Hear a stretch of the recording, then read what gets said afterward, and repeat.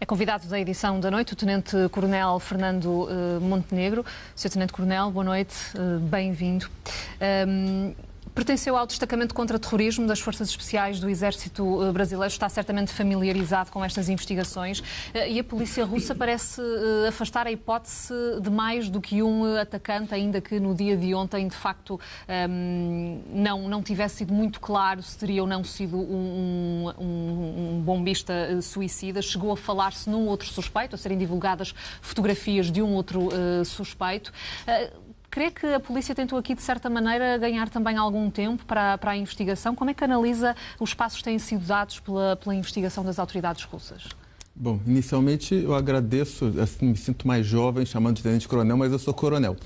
Tá? Aqui fica essa retificação. O que ocorre? Esse tipo de atentado, embora se procure valorizar a ideia do lobo solitário, normalmente ele ocorre em equipe, né? Então, normalmente tem pessoas que estão no terreno, eles fazem ensaios antes, fazem um pré-posicionamento da pessoa que vai realmente efetivar o atentado e depois os outros se retiram dali. O efeito máximo de um atentado terrorista é justamente a fase seguinte do que ele acontece, que é a difusão e propaganda. Se acontecer no local isolado e ninguém vê, aquele atentado ele não tem nenhum efeito. Então, normalmente já existem coisas preparadas para serem lançadas depois. Quando isso não acontece, como esse caso, ninguém assumiu a autoria do atentado ainda, e está nebuloso, eu acredito que eles estejam realmente ganhando tempo para fazer algumas outras investigações e levantar outros cúmplices que podem ter participado do evento. E olhando para o método utilizado por este bombista, não é novo, infelizmente. Mais uma vez temos aqui o recurso a um engenho artesanal, mas com um impacto muito grande. E esse é, de facto, o objetivo. E ao que sabemos, o outro engenho que não foi detonado seria ainda mais potente. Deixa um pouco a ideia de que é muito fácil fazer este tipo de artefactos. É ou não? Olha, eu vou lhe dizer uma coisa. A literatura que deu origem a isso é esse manual aqui, Mini Manual do Guerrilheiro Urbano, do Carlos Marighella. Ele era um terrorista brasileiro que foi para a China na década de 60, na época da Guerra Fria, aprendeu várias técnicas, táticas e procedimentos de guerra irregular, voltou para o Brasil e redigiu essa publicação, que infelizmente está online, está na internet, qualquer pessoa pode fazer o download, foi traduzida para vários idiomas. Esse exemplar aqui eu comprei na Universidade de Miami e ele ensina toda a metodologia de um atentado terrorista. Então, isso daí, qualquer pessoa, se pegar esse manual e estudar, vai ver como é que se planeja. Então, Mas isso é muito perigoso, ter muito perigoso. Um livro desse género à mão de qualquer um. Sim, e eu estou lhe dizendo, está na internet e está traduzido para vários idiomas. É um best-seller brasileiro, infelizmente. Então, foi a grande contribuição que o Brasil deu. Esse livro aqui, e quem está dizendo isso não sou eu, são analistas americanos, tá? Ele foi a espinha dorsal de planejamento do IRA, das Brigadas Vermelhas, do Baader-Meinhof e do ETA na década de 70. E essa metodologia... E mesmo assim continua em circulação? Sim, está na internet, é difícil barrar isso. Então, esse documento aqui, ele é estudado nos Estados Unidos, nas escolas de forças especiais, de combate à guerrilha. A gente estuda isso daqui, porque isso aqui é a metodologia de uma facção terrorista para fazer um ataque urbano. É esse manual que é usado até hoje. Qual foi a grande inovação que houve com o jihadismo? Passou-se a fazer atentados suicidas, mas a metodologia de planejamento e a técnica, a tática, a metodologia é exatamente a mesma.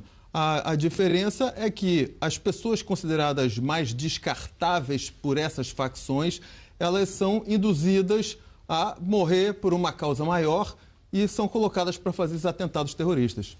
Vamos falar um pouco sobre o local. Já aqui o disse que de facto não é escolhido ao acaso, é escolhido também para ter um impacto maior. Mas o metro é um local muito movimentado, com muita vigilância. Ainda assim é possível passar despercebido a um homem armado com uma bomba? Olha, é muito simples.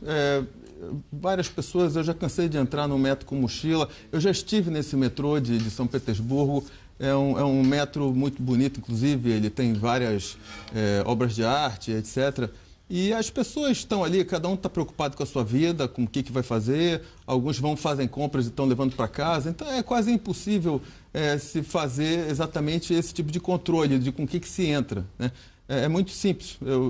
Quem está viajando, tem vários backpackers que viajam pelo mundo, essas pessoas frequentam os metros e levam o que quiserem dentro da mochila. Então, isso aqui com certeza foi ensaiado antes.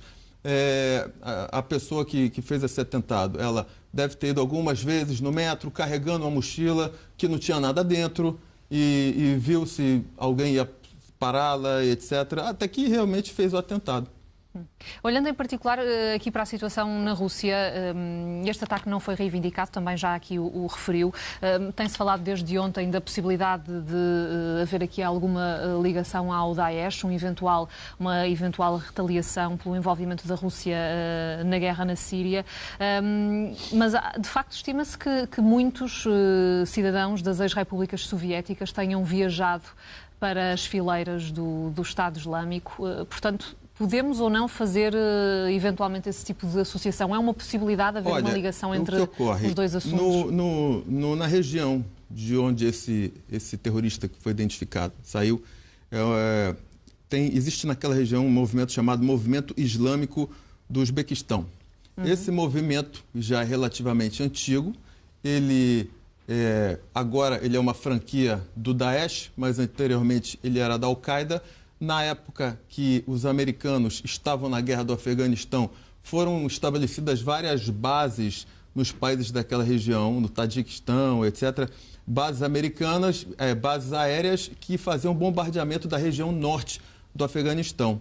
Então, o que ocorre? Esse pessoal que já participava dessa guerra jihadista, depois de 2006, continuou atuando nesse segmento. Em 2014, esse movimento ele migrou para o Daesh, que é uma dissidência da Al-Qaeda, né?